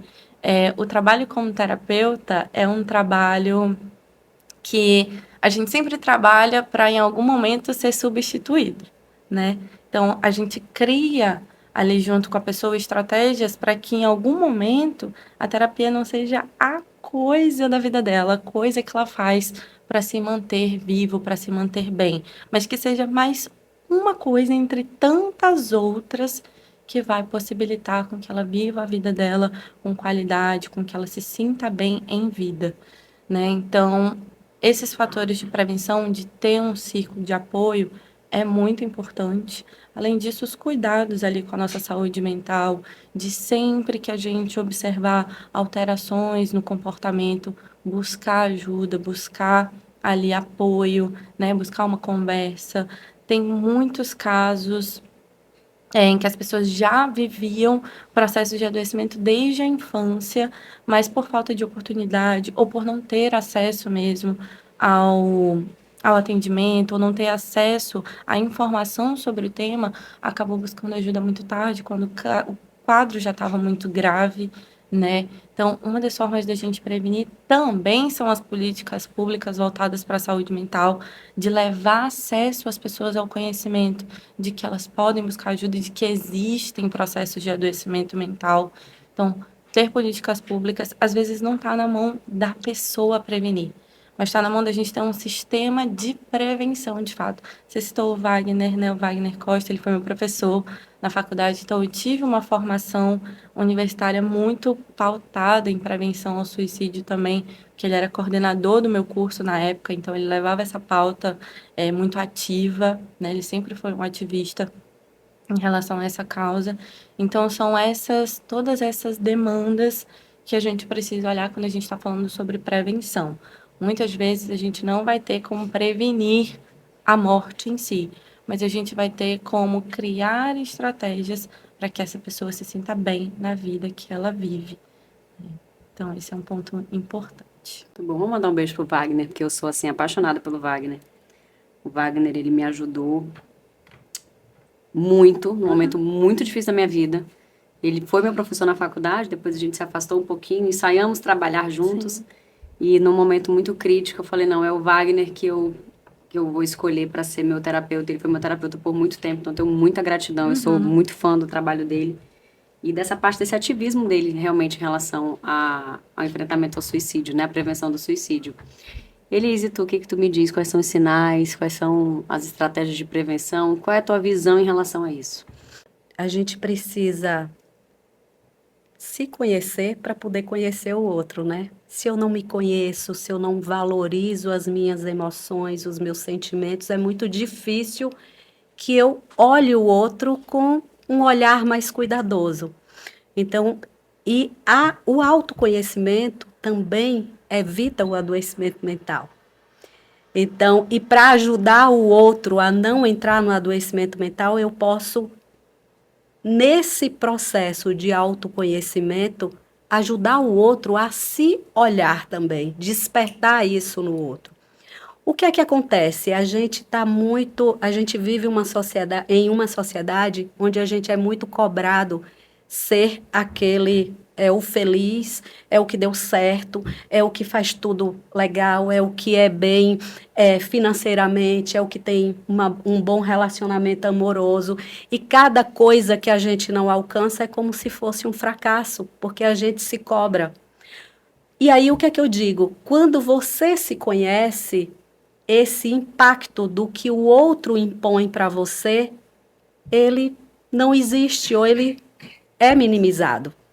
O impacto do que o outro exige que você seja só é grande quando você não se conhece, não sabe o seu valor. Então, você precisa seguir de acordo com o que te indicam para você ser aquela pessoa que os outros irão aprovar. Então, eu sempre falo de autoconhecimento como uma forma de manter a saúde mental, de evitar o adoecimento. E quando você se conhece, que você se observa, você passa a ter uma sensibilidade maior em perceber que uma amiga não está bem, em perceber que o seu parceiro não está bem, em perceber que os seus pais, estou notando que está diferente, alterou o humor, o que é que está acontecendo, chegar para perto. Só que se eu não me conheço, isso provavelmente não vai acontecer. Então, eu diria que uma das formas de prevenção é o autoconhecimento. Eu diria que Eu sou prova viva disso. Nesse gancho do autoconhecimento, a gente precisa entender, né? Sempre que eu recebo uma pessoa ali no consultório, para a gente poder se conhecer, a gente tem que conhecer quais são os pilares da saúde e da saúde mental, da saúde geral e da saúde mental da vida de uma pessoa. Então, nós temos 4 aspectos ali fundamentais. O primeiro seriam os nossos aspectos mentais, né, emocionais, como que a nossa mente está funcionando e trabalhando, como que a gente está se sentindo, né? A gente tem os aspectos sociais também, então as nossas relações, como que a gente gerencia esses relacionamentos. Nós temos os aspectos físicos, então como que a gente está cuidando desse corpo físico, até como fator de prevenção, é aquele beabá, né, da prevenção à saúde que a gente sempre fala. Praticar atividade física, manter uma boa alimentação, dormir bem, né, ter bons relacionamentos. Então, os aspectos físicos, eles também fazem parte desse quarteto de dimensões importantes. E por último, né, que é algo que a gente tem cada vez mais pesquisado sobre, são os aspectos espirituais, que vão para além de religiosidade, mas eles envolvem as nossas crenças em geral, nosso estilo de vida, nossas metas, objetivos, princípios, valores. Todos esses 4 aspectos, eles fazem parte ali de quem nós somos e eles são fatores de proteção caso eles estejam ali em equilíbrio, sendo trabalhados, sendo observados pelas pessoas. Então, uma forma de prevenir é a gente olhar para esses 4 aspectos com bastante cuidado, conseguindo analisar, estamos cuidando dessas dimensões? Existe alguma dessas dimensões que está negligenciada aí no nosso processo? Às vezes a minha mente está super bem, as minhas relações também, mas o meu corpo físico está adoecido e eu não estou olhando para isso, eu não estou cuidando disso. Ou às vezes os meus aspectos espirituais estão ótimos, o meu físico está ótimo, as minhas relações também, mas o aspecto emocional não está tão bacana. Porque o que acontece? Quando uma dessas dimensões é negligenciada, ela vai impactar em todas as outras. Então, são sistemas ali individualizados, mas eles fazem parte de um todo, né? Na minha abordagem, a gente trabalha muito disso na Gestalt terapia, que nós somos partes, né? Somos um todo que tem várias partes e somos parte desse todo. Então, a gente precisa olhar para essas dimensões dessa forma. É uma forma também da gente prevenir esses processos de adoecimento e prevenir também os casos de suicídio. É igual a mesa é uma mesa, né? São 4 pernas, se Exato. uma tá capenga, vai balançar todas as outras. Vai balançar todas as outras. Na terapia transpessoal sistêmica, que é a minha abordagem, a gente olha essa questão, né? Mente, corpo e espírito, ou energia, como quiserem chamar, e a gente olha como estando dentro de um sistema. Então, e esse sistema, como é que está? Porque o lugar que eu ocupo nesse sistema, ele também impacta na minha saúde mental, na minha forma de conduzir a minha vida. Então, isso é bem rico, porque muitas vezes a gente olha ali para o sistema, pai, mãe, irmãos, tal, e está tudo invertido. Muitas vezes os pais são as crianças e aquele filho tem que dar conta de tudo, ou então aquele filho tem uma ligação tão grande com o pai ou com a mãe pela dor que viu esse pai ou essa mãe sofrerem, que acaba impactando e ele acaba arranjando relacionamentos meio que para dizer assim, mãe, eu te amo tanto. Você pode ver, Carol, por exemplo, que acontece muito. Quando uma mulher, ela percebe que os seus pais têm uma relação ali que não é legal, que o pai trai, que o pai faz uma maltrata a mãe, e muitas vezes essa mulher diz assim: eu jamais vou me envolver com alguém como meu pai. Eu não quero para mim uma relação como a dessa mãe, como da minha mãe. O que é que acaba acontecendo? Ela acaba arranjando um relacionamento tal qual igual. é o do pai e da mãe. Por que será isso? Tem a questão de ser por amor àquela mãe, por pena, por dor, e ela olha para aquela mãe e diz assim: mãe, e é de forma inconsciente, eu te amo tanto que eu repito a sua forma de viver e eu sinto a dor que você sente. E como ela critica tanto aquele pai e ela quer, na verdade, que aquilo desapareça da vida dela, então que aquilo cresce. E aí ela vai olhar para os homens, não é que ela vai atrair, ela vai perceber os homens exatamente como os pais, como o pai. Então ela vai trazer para a vida dela relacionamentos iguais ao do pai e da mãe. Enquanto ela não resolve essa questão sistêmica, ela vai continuar repetindo o padrão. Ela vai continuar se casando, se envolvendo com homens parecidos com o pai e tendo o comportamento que a mãe teve. Então, isso é muito rica a questão sistêmica. É muito rica. E traz muito adoecimento quando esse sistema está em desequilíbrio. Um dos fatores também de prevenção é desenvolver a gratidão. E aí houve um estudo em uma universidade americana que separou um grupo de pessoas que viviam normalmente sem cultivar a questão da gratidão. E um outro grupo que foi estimulado a cultivar a questão da gratidão. Não só a gratidão a um ser divino, mas a gratidão ao outro, a gratidão pelas coisas boas que acontecem. E o que foi visto no resultado da pesquisa? Que as pessoas que cultivam a gratidão, elas têm uma imunidade, têm uma saúde de ferro, a imunidade vai lá para cima. Tem a questão do adoecimento mental, não existe. Então, isso impacta de maneira determinante, tanto na questão física, quanto mental, quanto espiritual.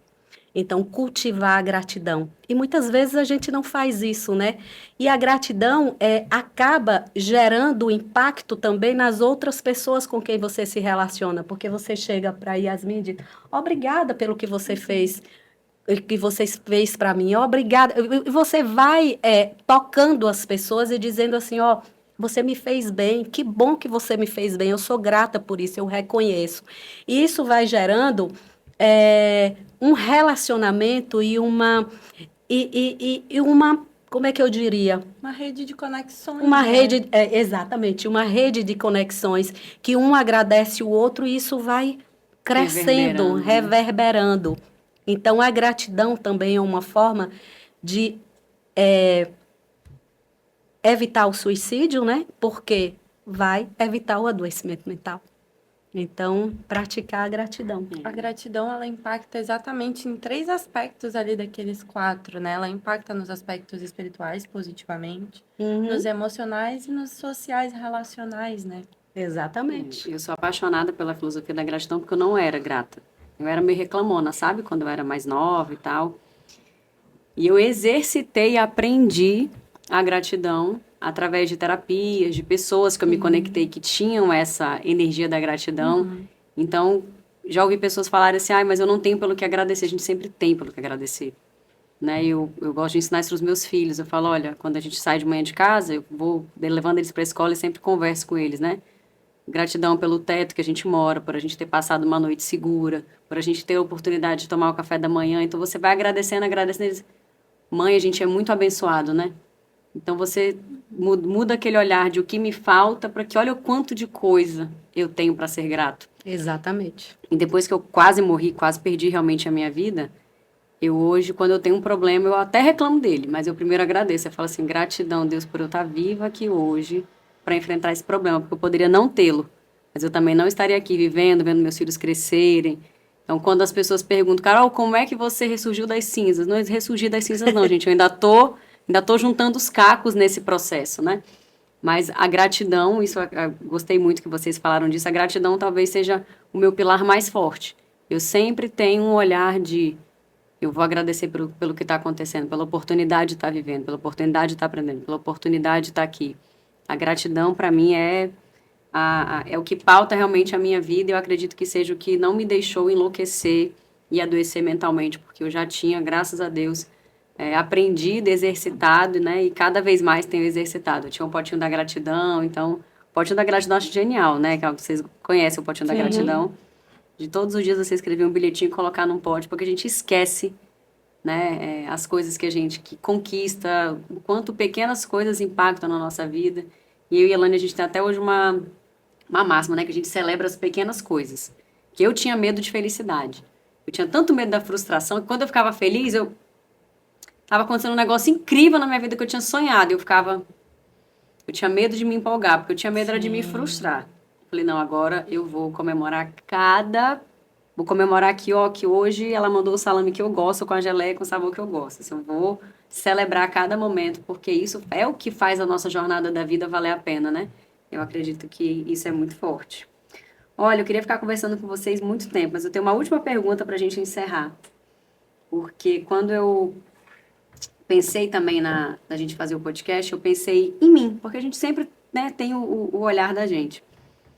E eu nunca tinha pensado que eu havia pensado um dia, né, em não estar na Terra, em me matar, vou falar logo assim, porque é o termo que todo mundo pensa, né, e evita, na verdade. E quando eu fiz terapia, num dos meus processos terapêuticos depois das tentativas de feminicídio, a minha terapeuta conversando comigo, ela, Carol, nunca te ocorreu e tal, ela estava percebendo já, eu falei, olha, eu já pensei assim, como seria se eu não estivesse aqui? Eu imaginei esse cenário, né? Cara, se eu tava muito difícil pra mim, tava muito difícil mesmo. Eu já era uma pessoa mais fortalecida, eu já tinha autoconhecimento, que eu acredito que também foi uma das coisas que me salvou, porque eu fui muito julgada e tudo que falavam sobre mim. Eu não enlouqueci porque eu já tinha certeza das minhas capacidades, das minhas limitações, eu já tinha aquilo muito ancorado na minha identidade. Mas eu pensei, se eu não estivesse aqui, e se eu resolvesse dar fim a tudo isso? E eu pensei nas pessoas que ficaram. Nessa oportunidade, eu consegui pensar ainda, né? Nas pessoas que iam ficar. Eu falei, não vou fazer isso, porque eu já vi pessoas, eu presenciei pessoas que perderam seus entes queridos. Tem uma grande amiga da minha mãe, que a filha dela tirou a própria vida em casa. E eu lembro muito dos gritos dela. Isso é uma coisa que me marcou muito, né? Eu lembro dela gritar e dizer pra minha mãe, cuida da tua filha, cuida da tua filha. Cuida da tua filha para não acontecer o que aconteceu com a minha. Ela foi embora. Aquilo me marcou muito. Então eu falei, cara, eu não quero que minha mãe passe por isso. Então eu queria saber de vocês como que é a pessoa que fica, né, depois do suicídio. A Yasmin já falou da culpa, né, da sensação de impotência. Mas como é que é o luto de quem perde alguém por suicídio? Bem mais complicado. Bem mais complicado e cheio de por quê, por quê, por quê. E cheio de e se eu tivesse visto, e se eu tivesse feito, e se eu tivesse percebido, e se eu tivesse mais perto. Então é um luto, eu digo que é bem mais difícil porque ele vem somado à culpa. E vem somada essa dúvida do que levou essa pessoa a cometer o suicídio.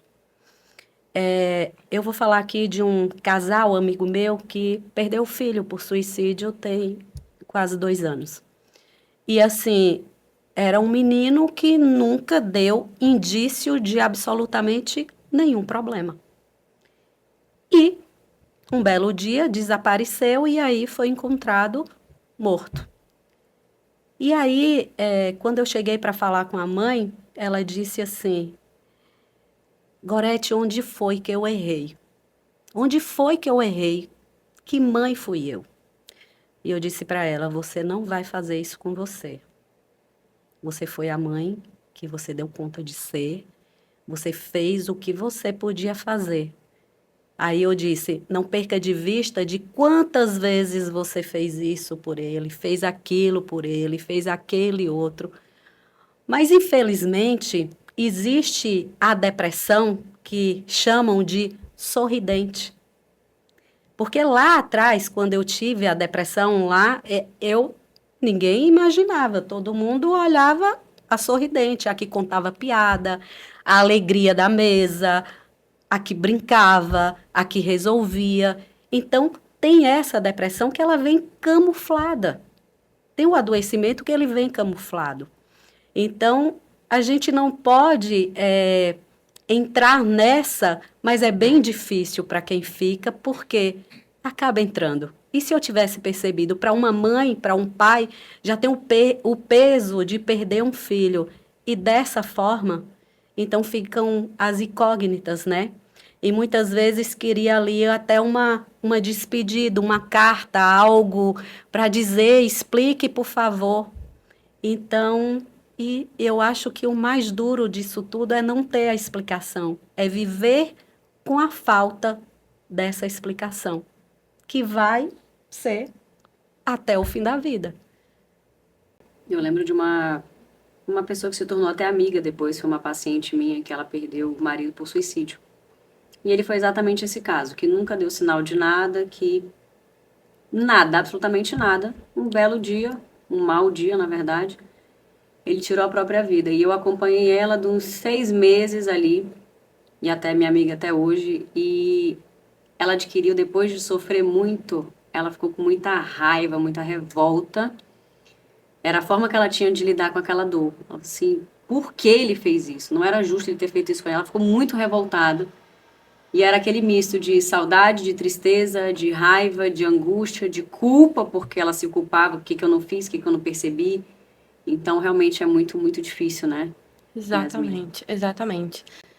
E na dúvida, a gente às vezes até, talvez eu tivesse uma possibilidade ali, mas na impotência do você não ter nenhum sinal e você se sentir impotente. Eu realmente não podia fazer nada, porque eu nunca tive acesso a esse tipo de sentimento e experiência dolorosa que essa pessoa estava passando.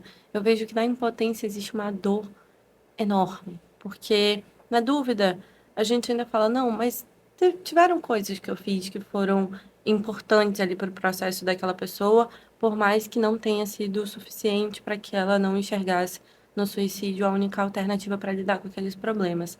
Agora, na impotência é um vazio enorme, né? A gente se sente muito. Nós somos seres que precisamos de resposta, a gente quer resposta para tudo, a gente quer entender tudo, a gente quer saber o que a gente pode, o que a gente poderia fazer, e não ter essa dimensão, né, do que poderia ser feito, dói muito. Por isso que a gente sempre fala também, quando a gente fala de prevenção do suicídio, a gente está falando também sobre famílias que vivenciaram lutos por suicídio e que também precisam de cuidados. Então, ter esse cuidado com essas pessoas que estão passando por essa dor enorme é fundamental, até porque pode também gerar processos de adoecimento, pode também levar a membros dessa família pensarem sobre suicídio, idealizarem o suicídio ou algo assim. Então, a gente tem que cuidar muito, né, também de quem fica. Com certeza. E também, Carol, tem uma coisa que acaba tornando o luto ainda mais difícil. Da questão do suicídio, ainda existe um estigma, né? Sim. Existe um estigma. Muita gente não sabe o que dizer e aí se afasta. Ou então, muitas vezes, a pessoa tenta até acolher, mas diz assim, você nunca percebeu nada? Como que você vivia com a pessoa e nunca percebeu nada? E isso traz uma dor, porque é como se, tá vendo que eu sou culpada? Eu sou culpada porque eu deveria ter visto. Sim. Então, assim, é muito difícil. Esse processo do luto por suicídio é muito difícil. Existe a vergonha do dizer que um ente querido se suicidou. Existia até uma questão de religião, que o corpo não podia ser velado na igreja porque era suicídio. Existe ainda todas as questões religiosas que dizem que não vão para o paraíso, não vão para o Que tal Deus não lugar, aceita, que não Deus não perdoa. aceita. Então, é todo um processo. Então, você veja que por todos os lados se torna um luto muito complicado. E é como a Yasmin disse, na verdade tem que ter muito cuidado com quem perdeu um ente querido por suicídio. Porque como é um luto muito complicado, essa pessoa vai passar por maus pedaços. E ela precisa de uma rede de apoio, porque senão o processo de adoecimento é certo. Ela pode ser a próxima pessoa a entrar nessa jornada do adoecimento, né? Exatamente.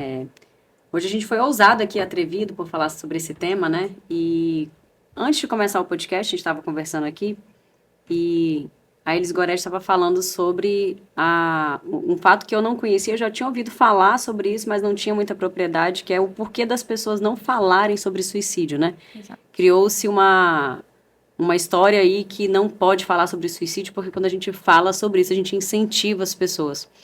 Então, conta pra galera essa questão que você compartilhou com a gente aqui antes de começar o podcast. Na Alemanha, um jovem que tinha um relacionamento amoroso, ele foi rejeitado por essa namorada e ele cometeu um suicídio. E um escritor pegou essa história e fez um livro. E esse livro foi vendido para toda a Europa. Os jovens da época passaram a usar, inclusive, as roupas imitando aquele jovem que se suicidou. E percebeu-se que aumentou o índice de suicídio. Inclusive, esses livros foram recolhidos em alguns países da Europa e queimados em praça pública para evitar induzir mais jovens a se suicidarem. E aí eu entendo que pode influenciar no aumento do suicídio desde que se fale da maneira errada. Porque se eu vou colocar a notícia do suicídio, como aconteceu, a forma que aconteceu, com o que era que a pessoa estava vivendo, tal, dar detalhes de como foi, alguém que esteja na mesma situação, ela pode realmente se colocar naquele lugar e também imitar, como a gente diria, aquele modo de acabar com a própria vida. Mas falar sobre a prevenção, então eu acho que esse é o modo, porque quanto mais a gente conhece sobre o assunto, mais possibilidades a gente tem de prevenir. Mais pessoas vão notar se o seu colega, se o seu amigo, se o seu pai, se o seu parceiro está passando por algo que requer cuidado, que seja para procurar ajuda, enfim, seja para dar o apoio, mas as pessoas, à medida que conhecem, e esse assunto passa a não ser tão tabu, deixa de ser um estigma. Não, existe, está aí. Vamos Olha o índice, falar né, sobre. gente? Olha o índice. A cada dia, 38 pessoas se suicidam e 20 tentam e não conseguem ter êxito. Então, você imagine o que é isso. Mata mais do que câncer de mama, então a gente precisava falar tanto de suicídio ou mais do que de mamografia, de autoexame, né, de prevenção de outras doenças, né? A gente precisava falar realmente mais sobre isso. Então, a gente precisa levar isso Da para as forma correta. escolas, a gente precisa levar isso para os jovens. Quantos adolescentes nessa fase de transição têm ideações suicidas e ficam ali sozinhos naquele mundo e os pais não percebem, os amigos não percebem e entram naquele processo de, tipo aquele jogo, era Baleia Azul? Sim. Do suicídio que era feito daquela forma. Então, assim, quanto mais se fala, mais derruba o tabu. Mais conhecido é o assunto e mais a gente pode intervir de alguma forma. Falar da forma correta, né? Da forma mais assertiva, com a abordagem assertiva, né? Que eu acredito que é o que a gente conseguiu fazer aqui hoje, nesse podcast, né? Eu tenho um trechinho aqui do livro Vendedor de Sonhos, do Augusto Cury, que fala que eu respeito a sua dor, ela é só sua, e é a única coisa que você consegue realmente sentir agora. Eu admiro a sua coragem, né? Então, A gente falar sobre os nossos sentimentos, reconhecer as nossas emoções, não negligenciar. Quando a gente fala de emoção, não tem certo, não tem errado. Toda emoção, ela tem a sua função, ela tem a sua importância de você sentir, e você se dê o direito de sentir, procure ajuda quando essa emoção estiver atrapalhando a sua vida, atrapalhando a sua rotina, se ela não estiver de acordo com aquilo que você quer, porque tem muita emoção aí que a gente está jogando para debaixo do tapete, ao invés de varrer, colocar no lugar certo, pedir ajuda para tirar o lixo se eu não estou dando conta, sabe? Então a gente precisa realmente falar de saúde mental, falar das nossas emoções, dos nossos sentimentos, falar de sexualidade também, né? Porque, como eu disse, né, um tema tão tabu quanto, né? E a vida sexual da gente também é muito importante quando a gente fala de saúde mental. Tem muita gente com questões sexuais não resolvidas, com problemas impactando a sua qualidade de vida, a sua saúde emocional, e não buscam tratamento por também ser um tema tabu. Então, saúde sexual também faz parte do conceito integral de saúde humana, né? Geralmente no Setembro Amarelo sempre me chamam para falar sobre isso, né? Então, sexo é saúde, e sexo também faz parte de um sexo de qualidade, né? Uma vida sexual de qualidade faz parte de uma boa saúde mental. Eu vou agradecer mais uma vez os nossos patrocinadores. Eu estava aqui, vocês estavam conversando, eu estava aqui com vergonha aqui, que eu estou só comendo nossa Tábua do Reino. A Tábua do Reino, ela não faz só esses platters, né, que chamam essas tábuas para você presentear ou ter numa noite especial, numa data comemorativa. A Tábua do Reino também pode fazer um evento para você, se você quiser fazer um coquetel, se você quiser fazer uma recepção. A Tábua do Reino trabalha dessa forma também. Agradecer ao Amiúde Gastrobar e o Mestre Cervejeiro, nossa empresa parceira. Lá no Mestre Cervejeiro as pessoas acham que só vende cerveja. Sim. Mas lá vende vinho, lá vende espumante, lá vende drinks maravilhosos, né?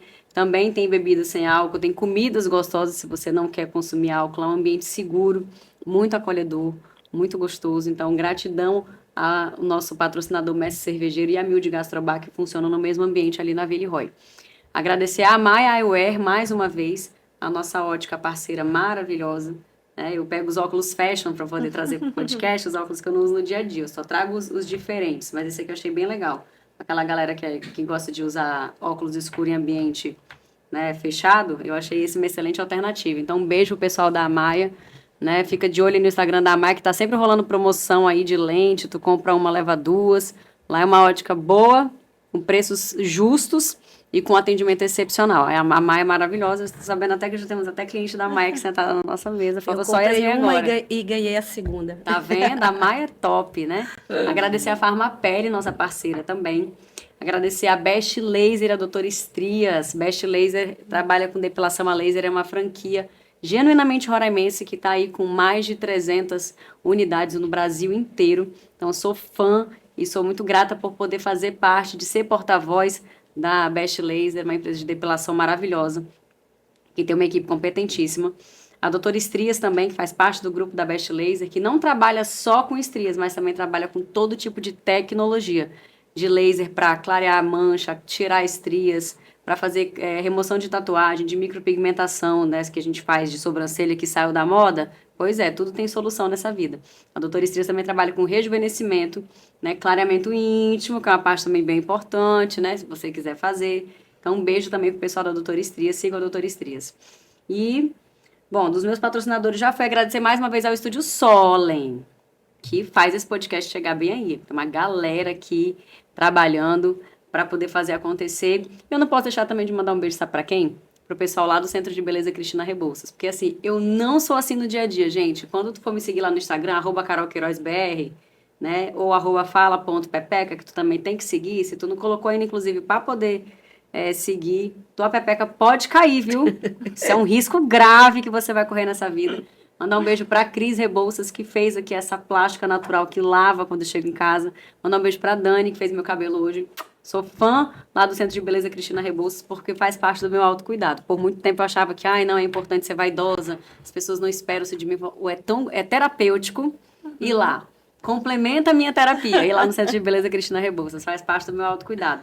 Eu vou deixar aqui para vocês falarem suas considerações finais, né? Pra gente poder dar tchau pro pessoal de casa. O que eu gostaria muito de deixar, né, aqui em aberto para vocês é: Sempre que vocês acharem necessário, busquem ajuda. Buscar ajuda, às vezes, é desafiador, não vai ser um processo confortável, não vai ser um processo fácil, porque você vai estar abrindo a sua intimidade, às vezes, para uma outra pessoa, mas é um processo extremamente importante. Busque ajuda. E um outro ponto muito importante é reconheça os seus limites. O processo de autoconhecimento, ele pode te trazer uma grande oportunidade de começar a reconhecer os teus limites e colocar alguns limites importantes na sua vida para que você se proteja. Limite é autoproteção. Então, quando a gente trabalha esses aspectos, a gente está trabalhando autoproteção, a gente está trabalhando autoapoio, a gente está trabalhando autocuidado também. São os autos aí benéficos para a nossa vida. Então, busque. Sempre que você achar necessário, busque ajuda. E esse é o meu recado. Bom, e o meu recado não poderia ser diferente, que é: não se sinta na obrigação de estar feliz todos os dias. Não se sinta na obrigação de ser forte o tempo inteiro. Nós somos seres humanos e nós temos os nossos problemas, nós somos de carne e osso. Então, se permita sentir. E um exercício que eu acho bem legal, assim, a cada dia ali, quando você for tomar um banho, se permita se sentir, se toque e se permita: como é que eu estou hoje? Eu estou bem? Como é que eu estou? Deixa eu me escutar. Sinta você. Procure olhar para você. Eu digo que esse é o primeiro passo de autoconhecimento. Se sentiu que está difícil, que está demais, procure ajuda. Procure ajuda. Ok? É isso. Meninas, muito obrigada. Obrigada, Yasmin, por ter aceitado o nosso que convite, agradeço. por ter vindo aqui contribuir ricamente para ajudar as pessoas que estão aqui nos ouvindo. Obrigada, Elis Goretti, por ter se disposto a vir falar, compartilhar um pouquinho da sua história, da sua vivência e de todo esse trabalho magnífico que você faz com as pessoas que estão em sofrimento. Vocês são absolutamente necessárias e eu tenho certeza que as pessoas que têm o privilégio de ter vocês na vida delas de forma terapêutica, intervindo, são pessoas que conhecem mais a si mesmas, reconhecem as suas emoções e têm estratégias para, não para ser feliz o tempo inteiro, para não sofrer, mas para não deixarem com que essas emoções adoeçam, né, e que elas entrem nesse ciclo aí de adoecimento mental e que possam prejudicar suas vidas de forma muito severa. Viu? Então, gratidão de verdade. Cadê? Temos presente da Farmapele para as meninas. Tem o presente Carol. da Farmapele está aqui sempre, né? Tem só um detalhe, Carol. Só para finalizar aqui complementar o que você disse. Você falou da questão sexual. E nós temos 3 fontes de energia. Nós, na verdade, adquirimos energia através de 3 fontes, né? O sono, a alimentação e o orgasmo.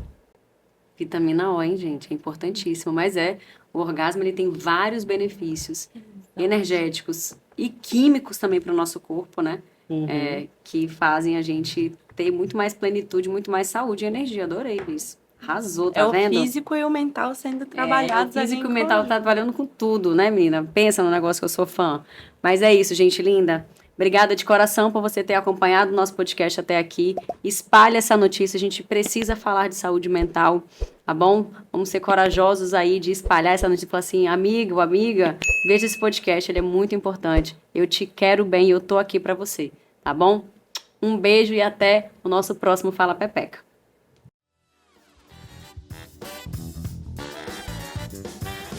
Fala Pepeca,